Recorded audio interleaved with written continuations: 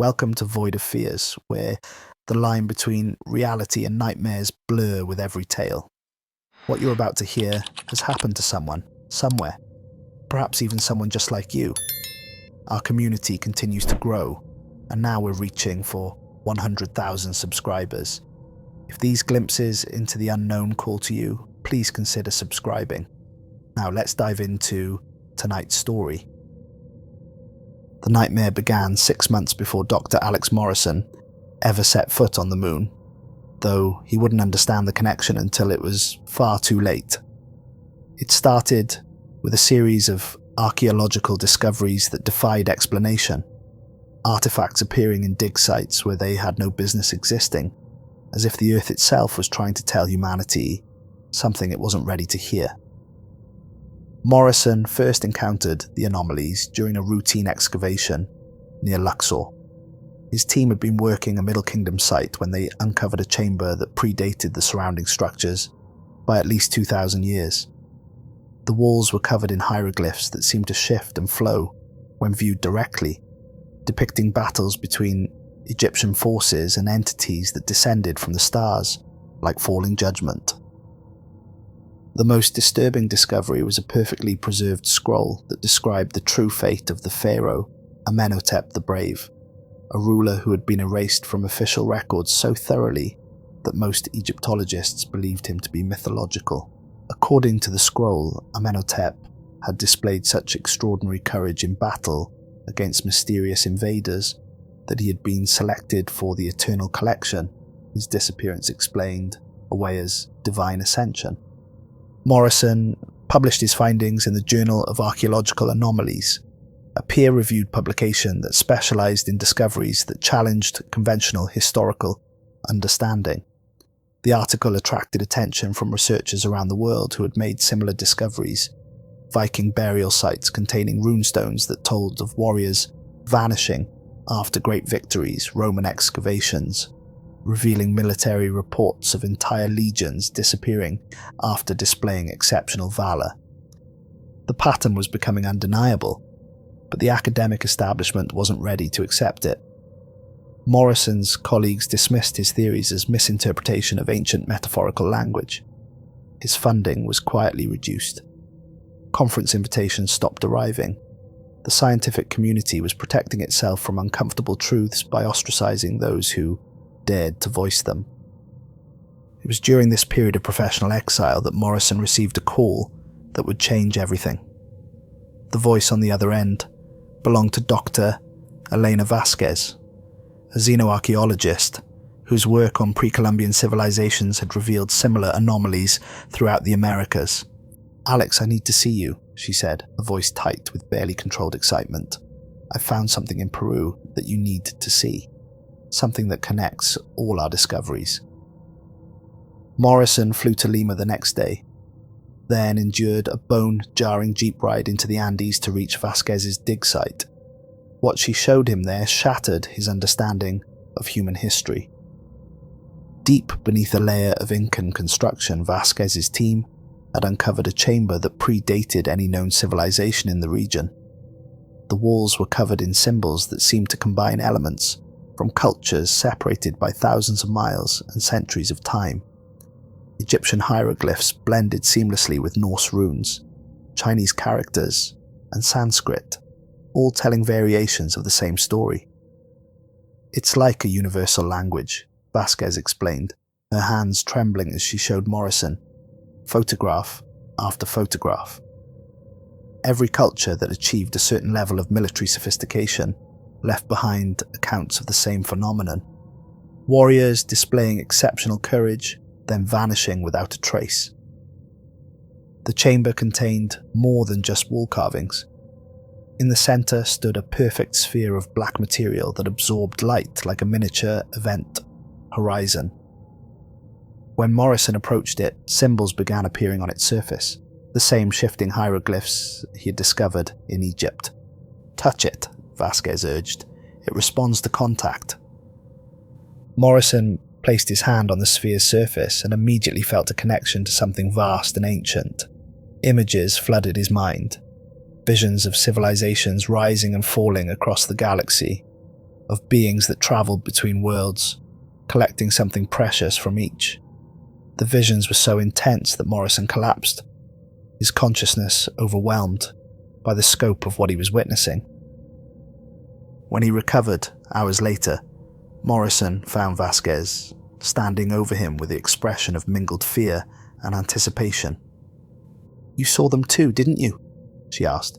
"The collectors?" Morrison nodded, his voice barely a whisper. "They've been here before, many times." That night, as they sat around a campfire discussing the implications of their discovery, Vasquez revealed the true purpose of her research. She had been tracking the collectors' influence throughout human history for over a decade, following a trail of evidence that suggested they were still active. "There have been disappearances," she said, her voice dropping to barely above a whisper. "Modern ones. Elite military units vanishing during training exercises. Special forces teams disappearing during classified operations. The pattern is accelerating." Morrison felt a chill that had nothing to do with the Andean altitude. How many? Dozens, maybe hundreds. All of them soldiers, police officers, firefighters, people whose job requires them to display courage under extreme circumstances. The official explanations never quite add up, but individually they seem plausible. It's only when you look at the bigger picture that the pattern becomes clear. 3 weeks later, Morrison received the call from NASA that would seal his fate. Director Patricia Kellerman's voice cut through the static at 3:47 a.m., dragging him from restless sleep filled with dreams of black spheres and vanishing warriors. "Morrison, we need you at Goddard. Now. Don't pack a bag. Don't tell anyone where you're going. Just come." The drive through empty Virginia highways felt surreal, like travelling through a world abandoned by its inhabitants. Morrison's mind kept returning to his conversation with Vasquez, to her warnings about the accelerating pattern of disappearances. When he arrived at NASA's Goddard Space Flight Center, the usually bustling facility was eerily quiet, as if the building itself was holding its breath. Kellerman met him at the security checkpoint, her face drawn with exhaustion and something else. Fear, carefully controlled, but unmistakably present. She looked like a woman who had seen something that challenged her fundamental understanding of reality. "What I'm about to show you is classified beyond anything you've ever worked with," she said, leading him through corridors Morrison had never seen before. "The president doesn't know. Congress doesn't know. Hell, half of NASA doesn't know." They descended into sublevels that officially didn't exist, past biometric scanners and armed guards, who nodded at Kellerman with grim recognition. The facility's architecture grew stranger the deeper they went, with corridors that seemed to curve in directions that hurt Morrison's eyes to follow. The briefing room was a sterile white, containing only a conference table, 3 chairs, and a wall-mounted screen that dominated the space like a black eye, waiting to reveal uncomfortable truths. "Sit," Kellerman ordered, "and try not to lose your mind." The footage began without preamble. Grainy satellite imagery of the moon's far side, the familiar grey wasteland of ancient craters and mountain ranges that had remained unchanged for billions of years. Morrison watched the timestamp in the corner, noting the date as exactly 3 weeks ago. Then the image shifted, and Morrison's breath caught in his throat. Where empty lunar plains had existed since the formation of the solar system, a massive black pyramid now jutted from the surface like a geometric cancer. The structure was enormous, easily 2.5 kilometers, at its base rising nearly a kilometer into the airless void. But its size wasn't what made Morrison's hands tremble as he gripped the table's edge. It was the way the pyramid seemed to devour light itself, creating a wound in reality that hurt to look at. "It appeared overnight," Kellerman said, her voice hollow with the weight of impossible truth. "No seismic activity, no debris field, no radiation signature. One day the surface was empty, the next day this thing was just there, like it had always existed." Morrison found his voice, though it came out as barely a whisper. That's impossible. Something that size can't just materialize. 3 unmanned probes, Morrison. We sent 3 of our most advanced reconnaissance drones to investigate.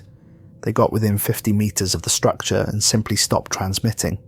Not destroyed. The telemetry suggests they're still intact and functional. They just went silent.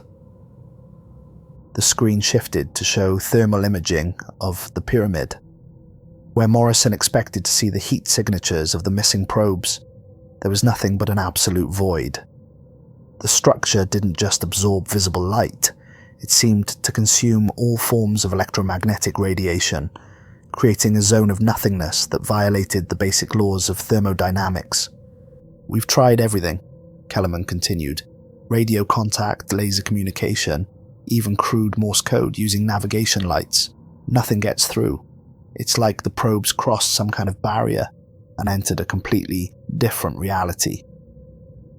Morrison studied the images, his archaeological training automatically cataloguing details that might provide clues to the structure's origin and purpose. The pyramid's geometry was perfect, too perfect for any natural formation. The angles were precise to a degree that human engineering could barely achieve, and the surface showed no signs of construction joints or tool marks. "Why me?" Morrison asked, though part of him already knew the answer would connect to his recent discoveries. "Because you're the only xenoarchaeologist on the planet who's actually encountered evidence of non-human intelligence and lived to document it. That sphere your colleague found in Peru, our satellites detected some very interesting anomalies in that area right before your visit." Morrison's blood turned to ice. "What kind of anomalies?" "The same electromagnetic signatures we're detecting from the pyramid. Whatever created that sphere is connected to what's sitting on our moon right now." The revelation hit Morrison like a physical blow. His work with Vasquez, their discovery of the collector's influence throughout human history, the accelerating pattern of modern disappearances, it was all connected to the alien structure now looming over Earth like a sword of Damocles. "There's more," Kellerman said, her voice dropping even lower. "The tomb in Egypt, where your brother died. Our long-range archaeological survey satellites detected the same electromagnetic signature there exactly 5 years ago, right before the collapse." Morrison's world tilted on its axis. Daniel's death hadn't been an accident. The cave-in that trapped them both for 18 horrific hours, listening to Daniel's voice grow weaker through tons of debris until it finally stopped forever. It had been connected to this somehow. His brother had been murdered for displaying the same courage that had attracted the collector's attention throughout history. "I need volunteers for a 3-person crew," Kellerman continued, watching Morrison's face for his reaction. "The best pilot we have, our top systems engineer, and someone who can make sense of whatever we find in that thing. You're the only person qualified for the 3rd position." Morrison stared at the screen where the pyramid loomed like a monument to some cosmic joke that humanity wasn't advanced enough to understand. His claustrophobia, born in that Egyptian tomb and nurtured by years of nightmares, made his chest tighten just looking at the structure. But the need to understand, to uncover the truth about Daniel's death and the collector's plans for humanity, burned hotter than his fear. "When do we leave?" The next 48 hours passed in a blur of preparation and briefings. Morrison was introduced to his crewmates, and he immediately understood why they had been selected. These weren't just skilled professionals. They were individuals whose personal histories demonstrated the kind of exceptional courage that the collectors seemed to value. Commander Lisa Torres was a test pilot who had flown experimental aircraft that officially didn't exist. Her personnel file read like a catalogue of impossible missions: emergency landings with failing engines, test flights of prototype craft that killed previous pilots, rescue operations in weather conditions that should have been unsurvivable. She had volunteered for the lunar mission after reading the classified briefing, saying only that she would rather die in space than live. wondering what was waiting for humanity on the moon. Dr. David Park was a systems engineer whose innovations in spacecraft design had revolutionized space travel, but his true qualifications lay in his personal history. He had survived the collapse of a space station during construction, single-handedly maintaining life support for 43 other workers while trapped in a damaged module for 6 days. His courage under pressure and his refusal to abandon his colleagues had saved dozens of lives. During their final briefing, Morrison learned details about the pyramid that made the mission even more terrifying. The structure wasn't just sitting on the lunar surface. It was somehow anchored to the moon's core, extending tendrils of the same unknown material deep into the satellite's interior. Seismic sensors detected regular pulses emanating from these tendrils, as if the pyramid was using the moon itself as some kind of resonance chamber. The electromagnetic pulses aren't random, Park announced during their technical review. They're following a complex pattern that incorporates elements of human brainwave frequencies, musical scales, and mathematical constants. It's like the structure is broadcasting a message in a language designed to appeal to human consciousness. Morrison felt something cold crawl up his spine. It's trying to communicate. Or it's calling to us, Torres said from across the briefing table. Like a lure designed to attract exactly the kind of people we are. The launch of the Endeavour's light took place at dawn on a Thursday morning, under skies that seemed unusually dark despite the clear weather. Morrison strapped himself into the cramped cabin and watched Earth shrink to a blue marble in the viewport, feeling the weight of humanity's future pressing down on his shoulders. The 3-day journey to the moon passed in tense anticipation. Morrison spent his time reviewing every scrap of data about the pyramid, searching for patterns or clues that might explain its existence. The structure's geometry followed principles that seemed to incorporate elements from multiple mathematical systems, as if its builders had access to mathematical truths that human science had yet to discover. Park made a series of discoveries during the journey that deepened the mystery. The pyramid's electromagnetic emissions weren't just complex, they were responsive. When the Endeavour's light changed course or adjusted its approach vector, the pyramid's signals shifted accordingly, as if it was tracking their movements and adjusting its broadcast to maintain optimal reception. "It knows we're coming," Park reported on their second day out. "The signal patterns change every time we alter our trajectory. Whatever built that thing is actively monitoring our approach." On the final day of their journey, Torres made an observation that chilled Morrison's blood. "I've been thinking about the mission profile," she said during their morning briefing. 3 people, minimal backup, no extraction plan if things go wrong. This isn't a reconnaissance mission, it's a delivery. Morrison stared at her, understanding dawning like a cold sunrise. "We're not here to investigate the pyramid. We're here to be collected by it."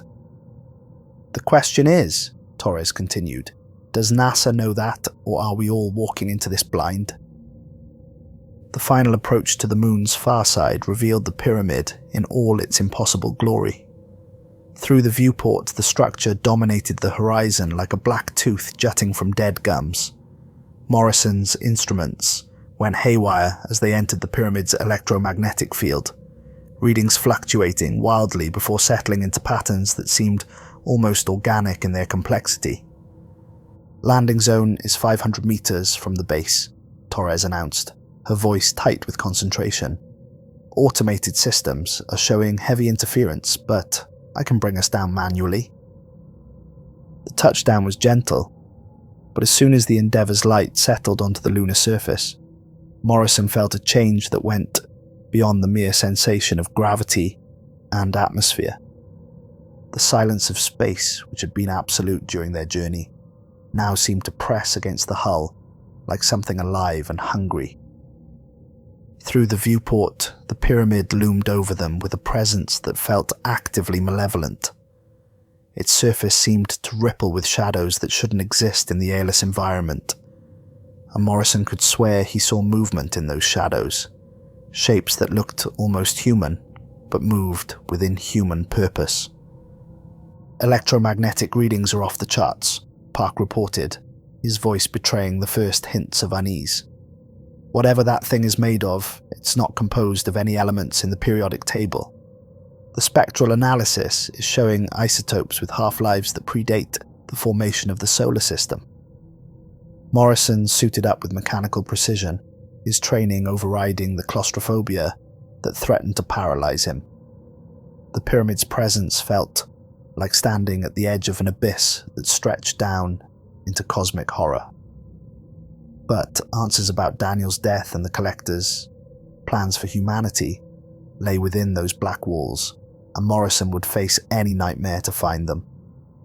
The surface of the moon felt different here, as if the pyramid's presence had somehow altered the fundamental properties of matter itself.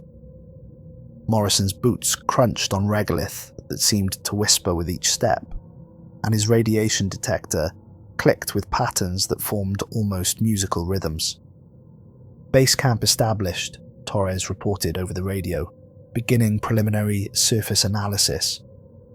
Morrison approached the pyramid's base with scientific instruments in hand, but the readings made no sense. The surface temperature was absolute zero, yet his thermal imaging showed swirling patterns of heat deep within the structure. Spectral analysis revealed elements that shouldn't exist, compounds that violated basic chemistry, and energy patterns that suggested the structure was somehow alive. The first day passed in routine scientific observation, but Morrison felt increasingly uncomfortable as the hours wore on. There was something about the pyramid that triggered responses in parts of his brain that evolution had never intended for rational analysis. Standing near the structure felt like being watched by something vast and patient, and utterly inhuman. It was on the second day that Morrison made the discovery that changed everything.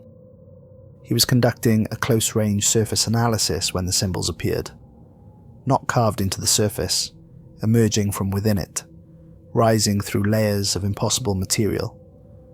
Like memories surfacing from deep water, Egyptian hieroglyphs formed and dissolved, followed by Norse runes, Roman numerals, Chinese characters, Sanskrit, and writing systems Morrison didn't recognize but somehow understood. The symbols told a story, fragments of a narrative that spanned not just millennia, but entire cosmic epochs.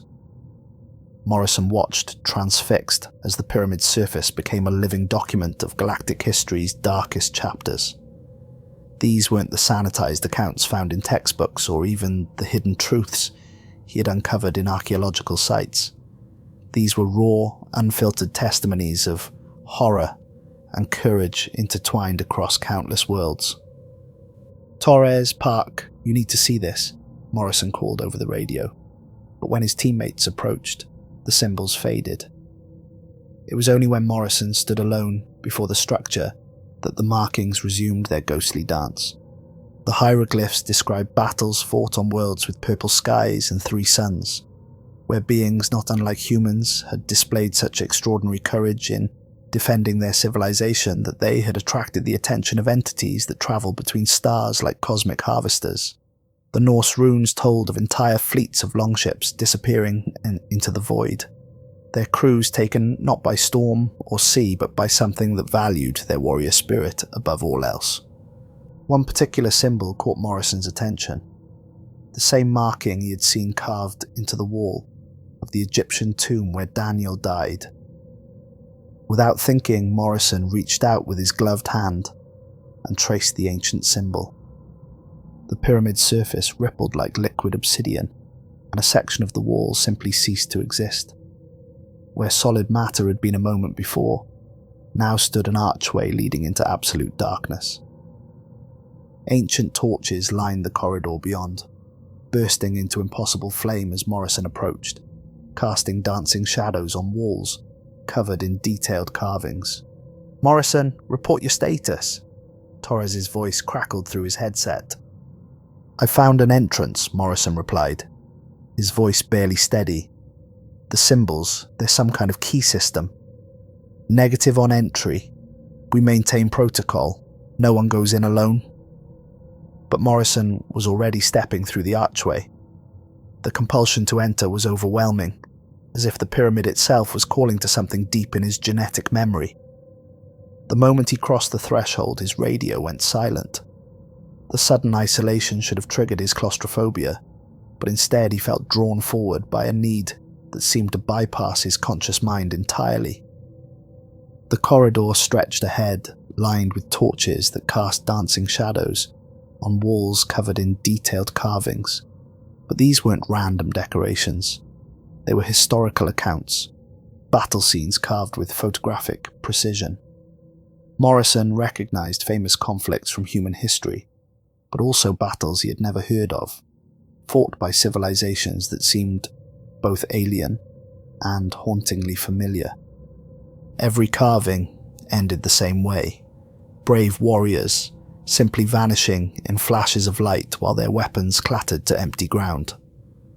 The pattern was consistent across all depicted civilizations. Courage attracted attention, and attention led to collection. The corridor opened into a gallery that defied every law of physics Morrison understood. The space was vast, easily the size of several aircraft hangars. Yet it existed within a pyramid that couldn't possibly contain such volume. The architecture seemed to fold in on itself, creating visual paradoxes that made Morrison's eyes water when he tried to follow the lines of construction. Golden sarcophagi lined the walls, their surfaces gleaming in torchlight that had no visible source. Pristine scrolls lay unrolled in display cases made of some crystal-clear material that seemed to exist in more than 3 dimensions. Statues of warriors from dozens of different species stood in perfect rows, their forms carved with incredible detail. But it was the faces that made Morrison's blood run cold. Every statue, regardless of species or origin, wore the same expression: absolute terror mixed with devastating realization. These weren't commemorative sculptures honoring fallen heroes. These were death masks, captured at the moment when courage transformed into horror. Morrison approached the nearest scroll with trembling hands. The hieroglyphs told of a great war between Egyptian forces and entities that came from beyond the stars. These weren't mythological accounts or religious allegories. These were military reports written by scribes who had witnessed battles that official history claimed never happened. The documents described armies vanishing in flashes of light, soldiers disappearing mid-charge while their spears clattered harmlessly to sand, pharaohs making desperate bargains with beings called the Collectors of Courage, trading the lives of their bravest soldiers for promises of protection that were never kept. One particularly detailed account described the true fate of Tutankhamun. The boy king hadn't died of illness or injury, as historians believed. He had been selected for preservation after displaying exceptional bravery during a raid by Nubian forces. The scroll described how he had fought alone against overwhelming odds, his courage so pure and brilliant that it attracted the attention of entities that fed on such purity. Morrison's archaeological training kicked in, overriding his fear. He photographed every document, every carving, every detail of the impossible gallery, but with each new revelation, the horror deepened. This wasn't random collection, it was systematic harvesting. The collectors had been targeting humanity's bravest souls for thousands of years, possibly since the dawn of human civilization. The sound of distant chiming drew Morrison deeper into the pyramid. He followed corridors that twisted in directions that shouldn't exist, past galleries filled with artifacts from civilizations he didn't recognize. The architecture itself seemed alive, walls breathing with subtle movements that caught the corner of his eye. Some galleries contained artifacts from species that were clearly non-human, but the same pattern persisted. Crystalline beings that had achieved perfect harmony through sacrifice. Gas cloud entities that had given up their individual consciousness for the greater good. Silicon-based life forms that had displayed courage in ways that human language couldn't adequately describe. The pyramid wasn't just a museum of human courage, it was a repository of bravery from across the galaxy, a cosmic collection that spanned millions of years and countless civilizations. Every species that had achieved a certain level of development had apparently faced the same choice: surrender their bravest souls or face extinction. The Viking gallery took Morrison's breath away when he finally reached it. Longships stretched across a floor that seemed to extend infinitely in all directions, their carved dragon heads snarling in the torchlight. The vessels weren't just displays, they were perfect reconstructions, complete with the bloodstains and battle damage from their final voyages. Weapons hung from walls alongside shields bearing the marks of famous clans, markings that Morrison recognized from archaeological sites where no Viking artifacts should exist. The weapons showed signs of use in battles that had never been recorded, conflicts that seemed to have taken place on worlds with different gravitational constants and atmospheric compositions. The runestones told stories that would have revolutionized historical understanding if the world could ever see them. These weren't the romanticized tales of Norse mythology taught in universities. These were military reports carved in stone, describing systematic disappearances of the most courageous warriors after major battles. One massive runestone described Ragnarok not as a mythical end times, but as a historical event that had already occurred. The text spoke of the collectors appearing in great numbers, harvesting entire settlements of the bravest Vikings after they had displayed exceptional valor against impossible odds. The survivors had created the mythology to explain the inexplicable disappearance of their heroes, turning tragedy into legend to make it bearable. Another runestone detailed the fate of Bjorn Ironside, not the semi-mythical figure of popular culture, but a real warrior whose courage in battle had been so extraordinary that it had seemed supernatural to those who witnessed it. The stone described how he had single-handedly held off an army of Saxon invaders for 3 days, his fury and skill so magnificent that it attracted the attention of entities that travelled between worlds, seeking such perfection. Morrison spent hours in the Viking gallery, documenting runic inscriptions that describe battles fought not just on Earth, but on frozen worlds orbiting distant stars. The Vikings hadn't just been raiders and explorers, they had been recruited as shock troops for cosmic conflicts that spanned galaxies. Their courage had been so exceptional that the collectors had preserved not just their memories, but their entire cultural identity. The pattern was becoming clear, but Morrison forced himself to continue deeper into the pyramid. Each gallery revealed the same horrifying truth. Humanity's greatest warriors, its most courageous souls, had been systematically harvested throughout history. But the scope was even larger than he had imagined. Earth was just one world among many, and humans were just one species among countless others that had faced the same fate. The Roman gallery confirmed Morrison's worst fears while adding new dimensions to the horror. Military standards stood at attention, their golden eagles catching torchlight that seemed to emanate from the metal itself. But these weren't just Roman standards, they were hybrid banners that incorporated symbols from dozens of different civilizations, as if the Roman legions had been merged with military units from across the galaxy. Gladiator equipment filled display cases alongside weapons that no earthly metallurgy could have produced. Scrolls detailed not just the fall of the Roman Empire, but its transformation into something that spanned star systems. According to these documents, Rome hadn't collapsed from internal strife or barbarian invasions. It had been recruited. Entire legions had been harvested during their greatest victories, their courage and tactical knowledge preserved and enhanced with technologies beyond human comprehension. The scrolls described battles where Roman formations fought alongside crystalline warriors and energy beings, their discipline and courage serving as the backbone for military operations that spanned multiple dimensions. One document described the aftermath of a crucial battle in Germania that had never appeared in any history book.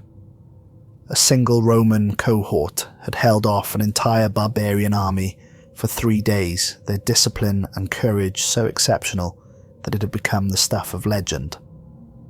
But legends were all that remained on Earth.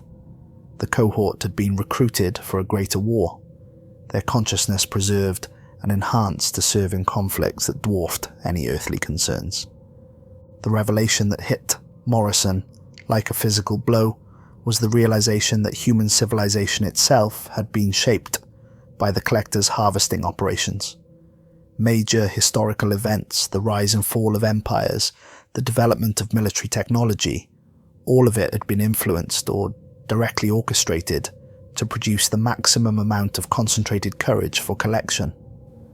The medieval section provided more pieces of the puzzle that Morrison was beginning to wish he had never started assembling.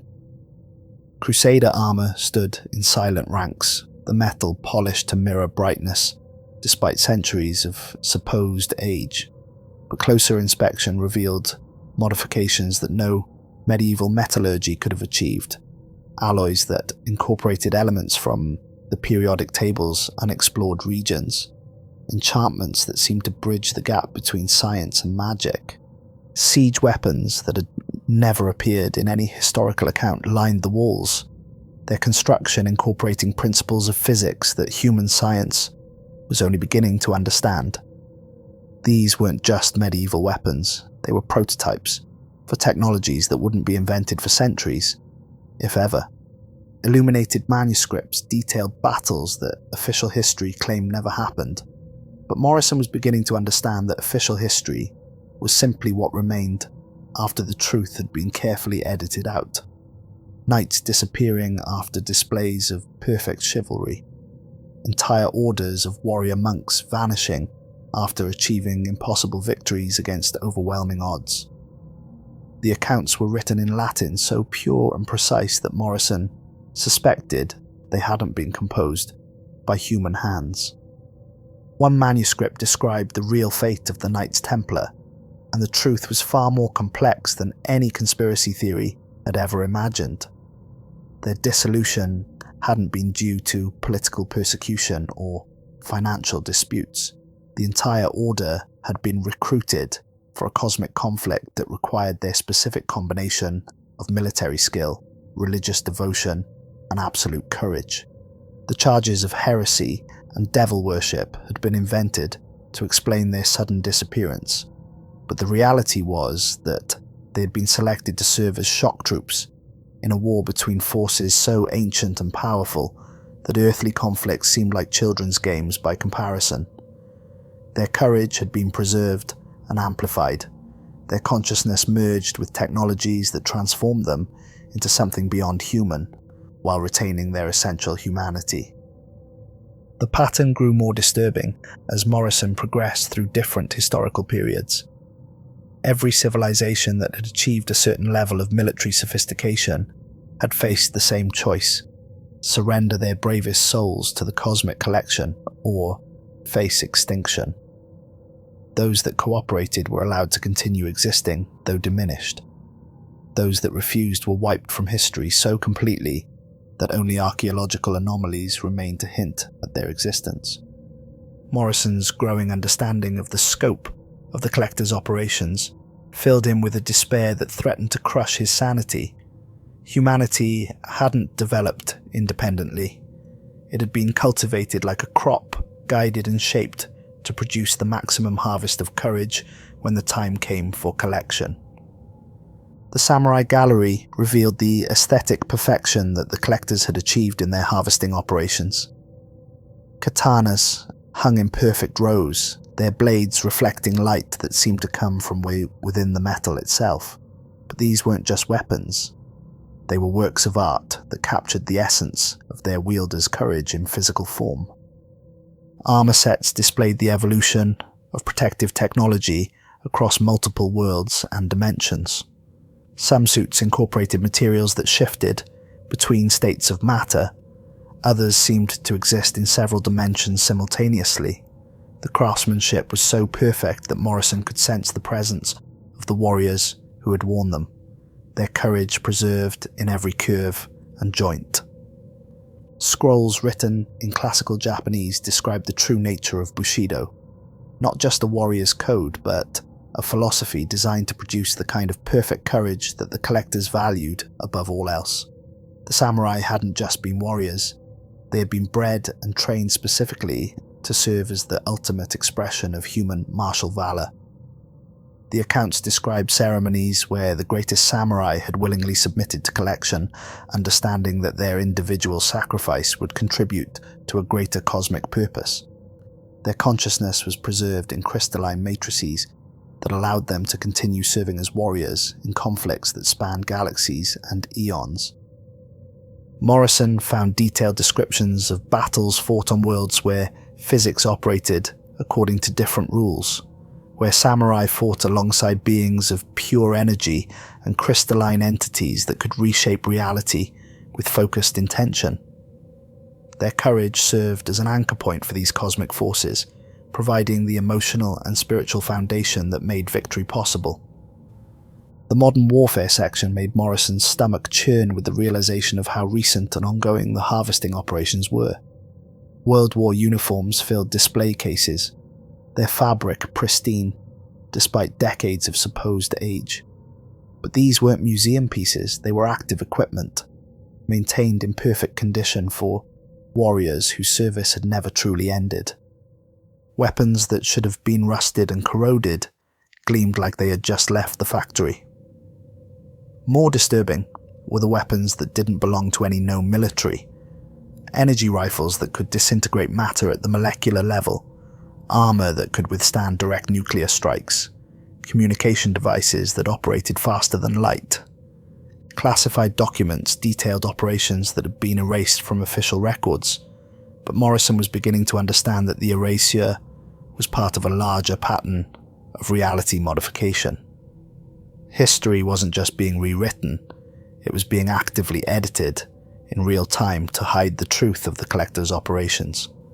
One file described an Allied commando unit during World War II that had successfully completed an impossible mission behind enemy lines. Their courage and tactical brilliance had saved thousands of civilian lives and changed the course of the war in that theatre. The mission was so successful that it should have made them legendary heroes. Instead, they had been recruited for a greater conflict. The file contained photographs of the unit serving in battles that took place on worlds with twin suns and crimson skies, their human courage providing the foundation for military operations that would have been impossible without their contribution. Morrison found similar accounts from every major conflict of the 20th and 21st centuries. Korea, Vietnam, the Gulf War, Afghanistan, Iraq, elite units vanishing after extraordinary acts of bravery. But the disappearances weren't random. They were part of a systematic recruitment program that had been operating for decades, possibly centuries.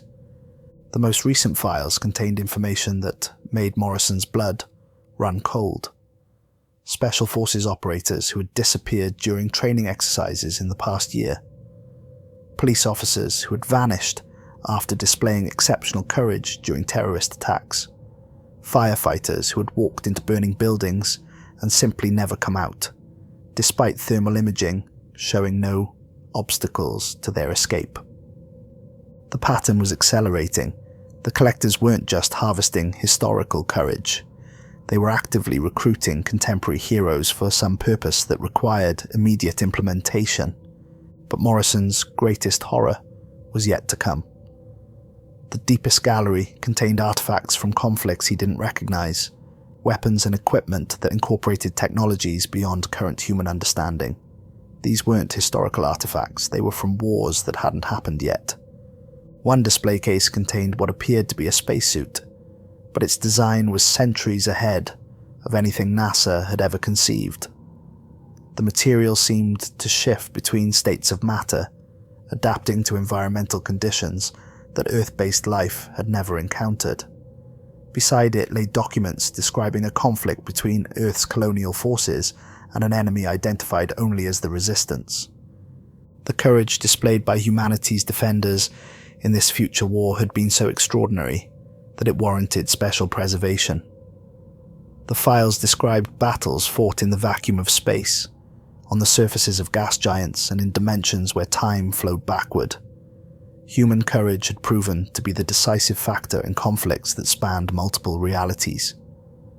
Morrison realized with growing horror that the collectors weren't just harvesting humanity's past and present, they were collecting its future as well.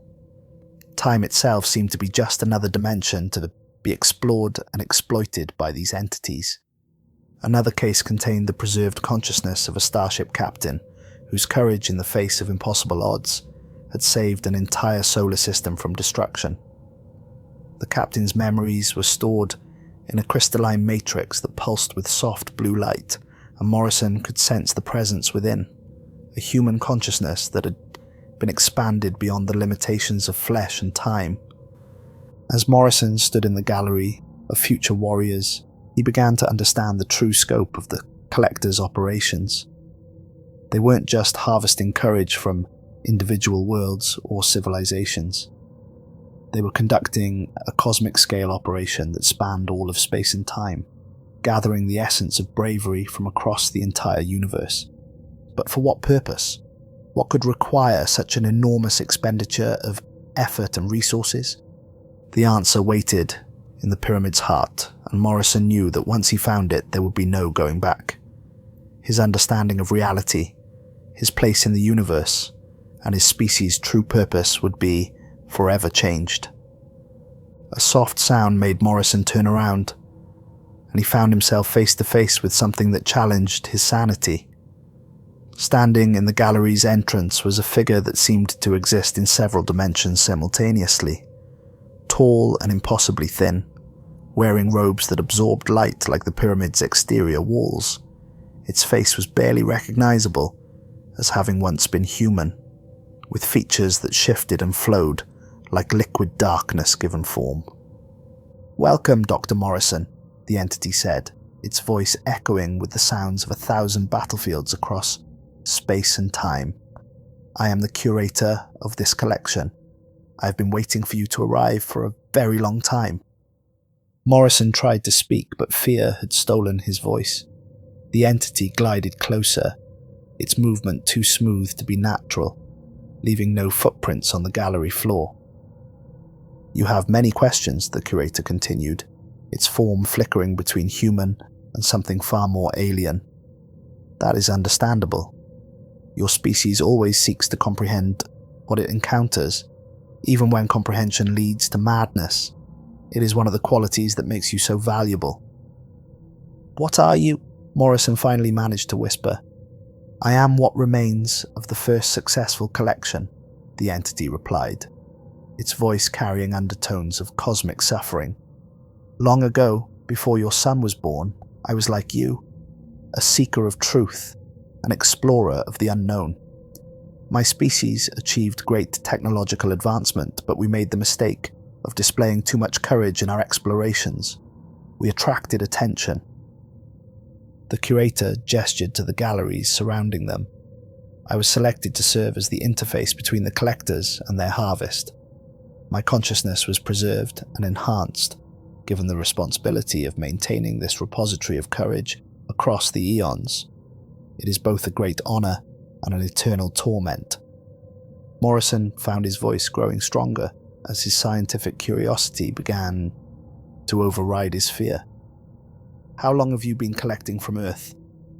"Since your species first picked up tools and used them as weapons. We have been watching, waiting, guiding your development to ensure the maximum yield when the harvest time arrived. Every great war, every act of heroism, every moment of self-sacrifice has been catalogued and prepared for collection." The curator led Morrison towards a spiral staircase that descended deeper into the pyramid's heart. As they walked, the entity shared visions that Morrison's mind could barely process. images of the collector's true form and purpose that stretched across cosmic scales.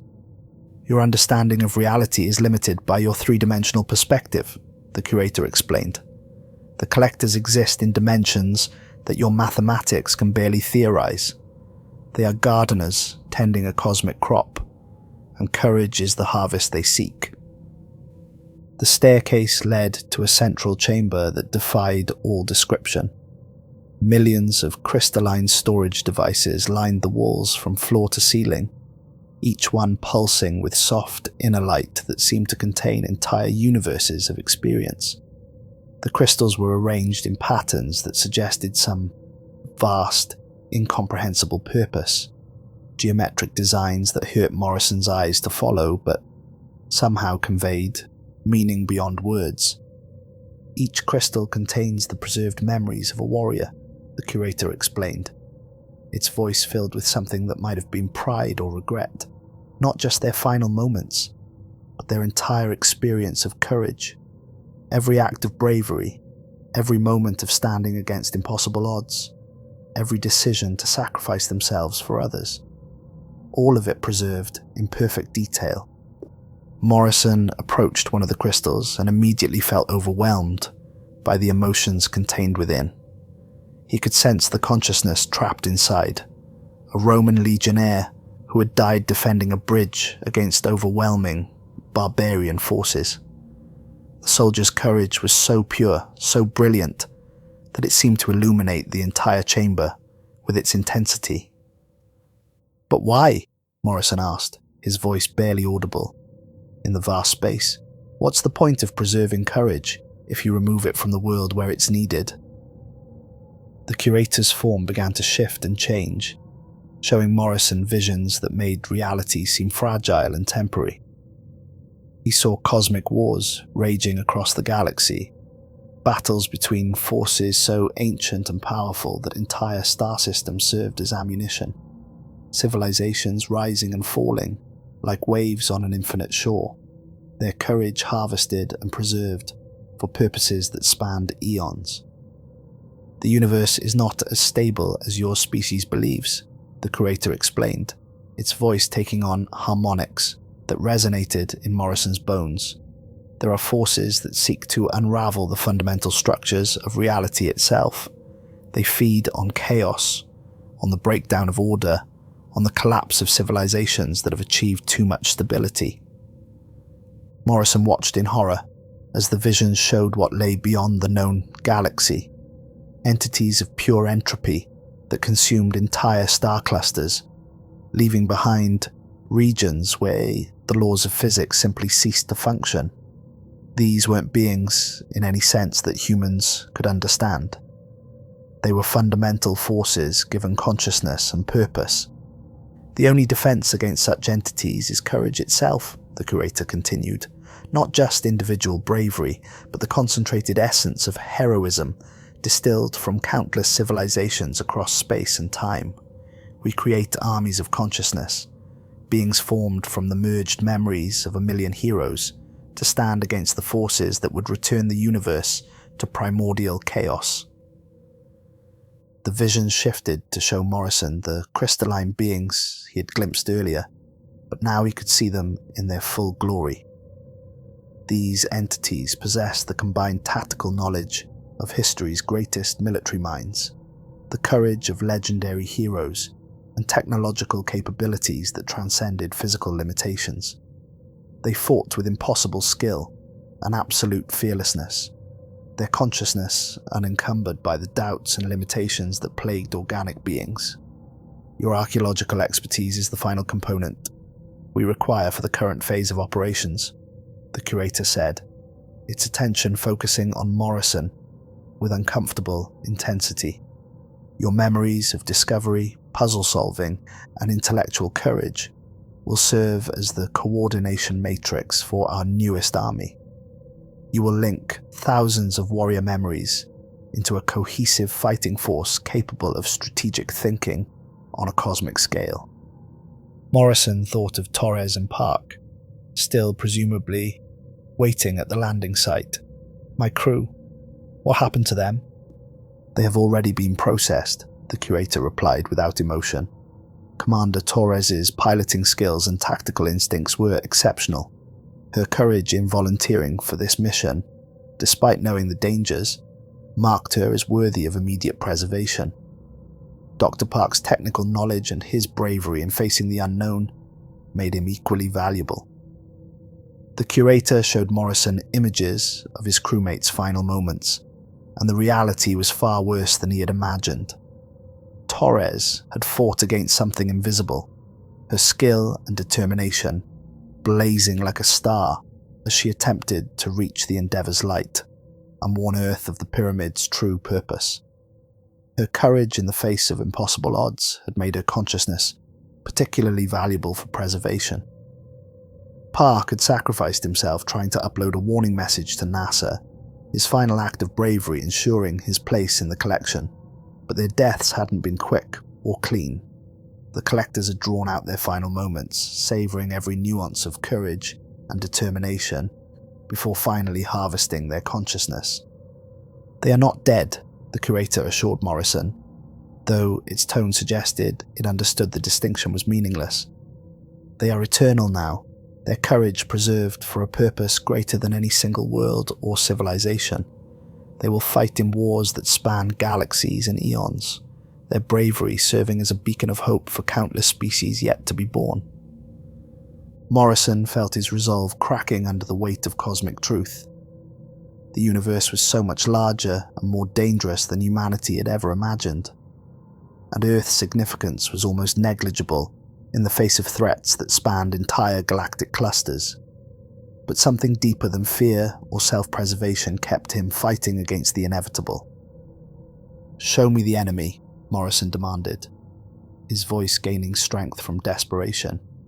"If this war is so important, show me what we're really fighting against." The curator hesitated, its form flickering like a candle in cosmic wind. "You would not survive the knowledge. The forces of entropy that threaten reality are beyond human comprehension. To see them truly would shatter your consciousness like glass." "Try me." The visions that followed broke Morrison's sanity into sharp fragments that would never fit together properly again. He saw the true enemy, not alien invaders or cosmic disasters, but entropy itself given consciousness and malevolent purpose. Ancient entities that had existed since the universe's first moments, feeding on the destruction of order and growing stronger with each civilization they consumed. These beings existed in the spaces between dimensions, in the quantum foam where reality became probability and certainty dissolved into chaos. They were older than galaxies, more fundamental than the forces that held atoms together, and their ultimate goal was the complete unraveling of existence itself. But beneath the cosmic horror, Morrison glimpsed something else, a pattern in the destruction that seemed too organized, too purposeful to be natural chaos. The entropy entities weren't just destroying civilizations randomly. They were following specific criteria, targeting worlds and species that had achieved certain developmental milestones. They feed on complexity, Morrison realized, his voice hollow with understanding. They're not trying to destroy everything. They're harvesting the universe's potential for growth and development. The curator's form solidified, becoming more human in appearance, as if Morrison's insight had triggered some change in its nature. "You understand more quickly than most. Yes, the entropy entities consume potential itself. They feed on the difference between what is and what could be, leaving behind realities where growth and change become impossible." Morrison began to see the terrible logic of the collector's operations. You're not fighting them, you're competing with them for the same resources. "The difference is preservation versus consumption," the curator replied, but Morrison could hear uncertainty in its voice for the first time. "We preserve what we harvest, maintaining the essence of courage and heroism for eternity. They consume it utterly, leaving nothing but empty space where civilization once flourished." Morrison approached the central crystal, larger than all the others and pulsing with potential energy that seemed to contain entire universes. His reflection in its surface showed not his own face, but the faces of every warrior whose courage had been stolen throughout history. Egyptians, Vikings, Romans, medieval knights, modern soldiers, and beings from species he couldn't even identify. They all stared back at him with expressions of infinite sadness, trapped forever in a prison of their own valor. But there was something else in their eyes, a warning, urgent and desperate, that Morrison was only beginning to understand. "Your brother understood the truth," the curator said, its voice taking on tones of false sympathy. "Daniel Morrison displayed exceptional courage during the tomb collapse. He could have saved himself, but he chose to hold up the falling stone so you could escape. His sacrifice was so pure that it attracted our attention across the galaxy." Morrison's world collapsed around him. Daniel hadn't died accidentally. He had been murdered for his courage, and Morrison had been allowed to live only to serve as bait for this moment. Everything that had happened since, his archaeological discoveries, his work with Vasquez, his selection for the lunar mission, had been orchestrated to bring him to this chamber. "The choice is yours," the curator continued, gesturing towards the central crystal. "Join willingly and help coordinate the greatest army in galactic history.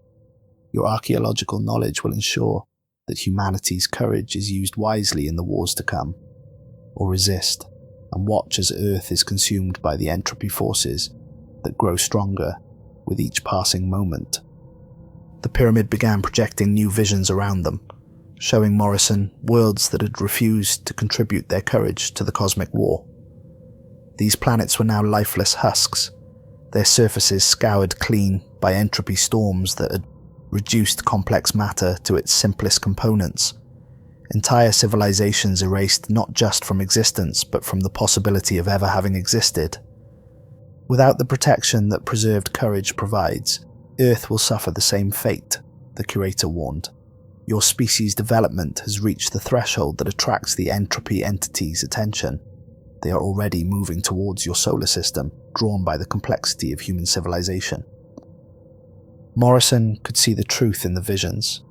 Vast clouds of darkness flowing between stars, consuming everything in their path.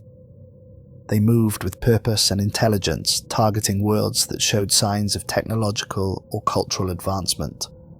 Earth's radio signals, space programs, and global communications had painted a target on humanity that was visible across the galaxy. But as Morrison studied the visions more carefully, he began to notice inconsistencies.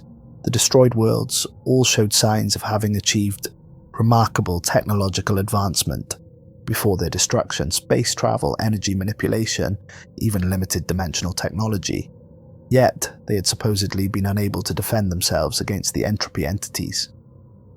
"How many worlds have you saved?" Morrison asked, his archaeological instincts detecting something false in the curator's presentation. The entity's form flickered with what might have been surprise. "Countless civilizations have contributed their courage to the greater cause."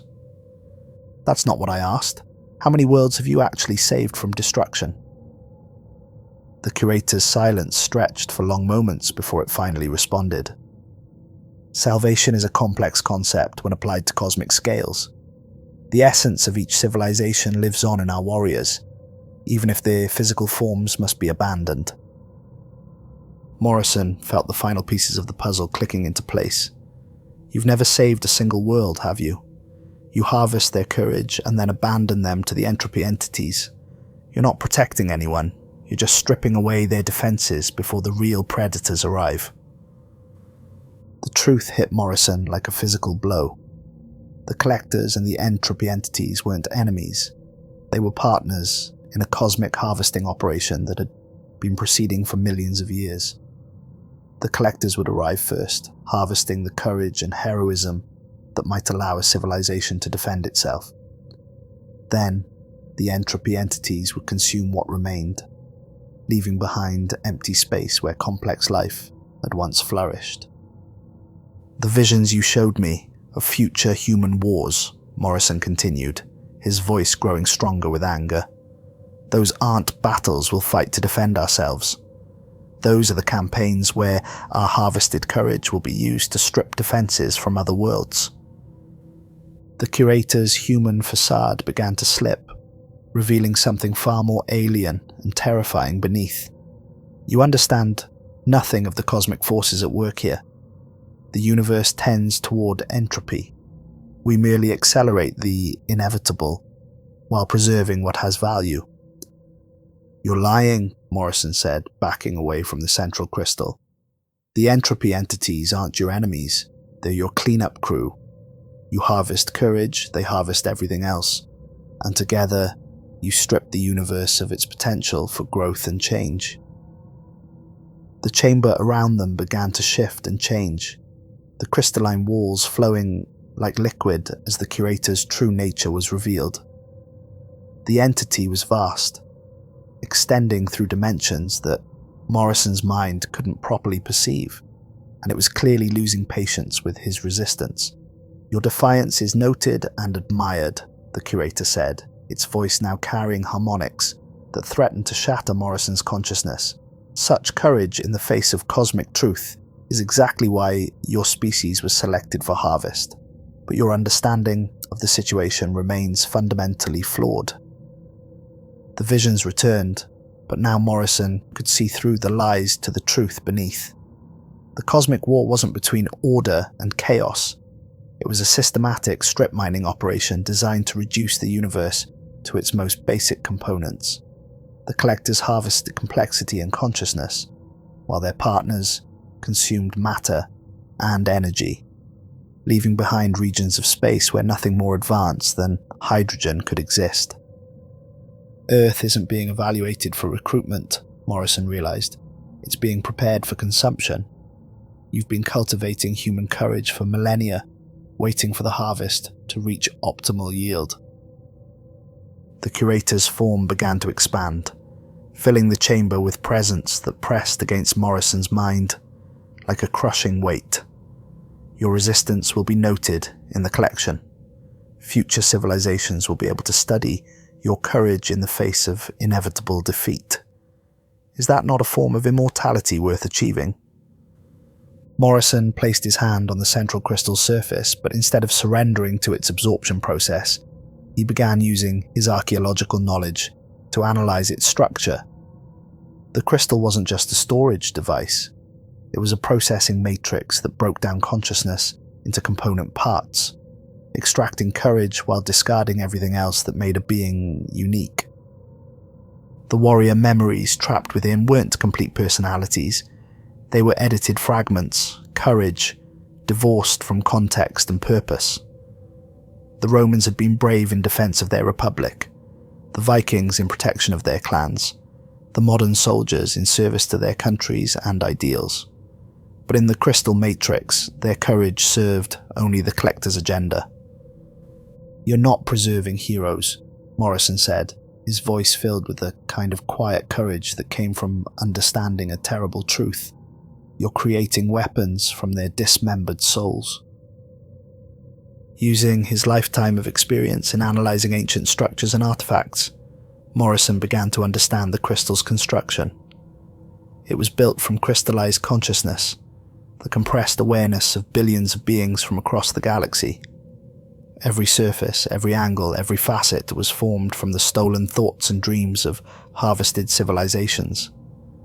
Morrison realized he could introduce flaws into the matrix, subtle inconsistencies that would grow over time.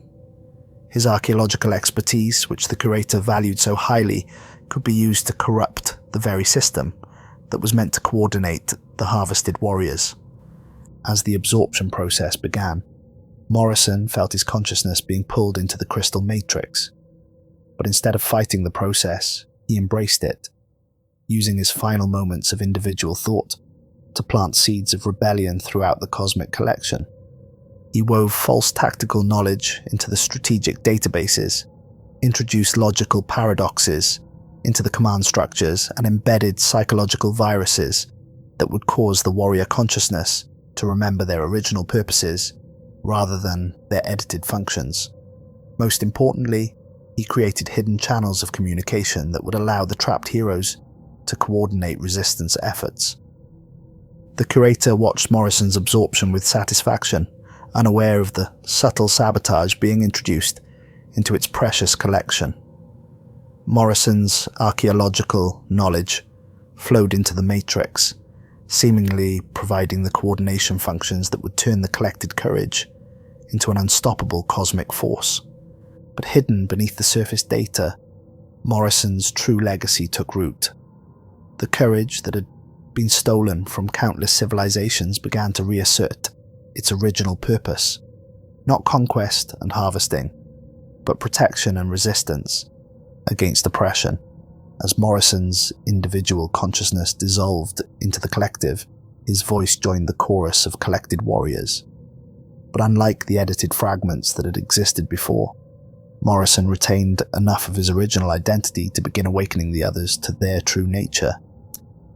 The pyramid began to shift and move, preparing for its journey to the next world where another civilization's courage would be harvested and preserved. But for the first time in its eternal existence, the collection contained something the curator hadn't intended: hope, disguised as tactical data and hidden in the spaces between memories.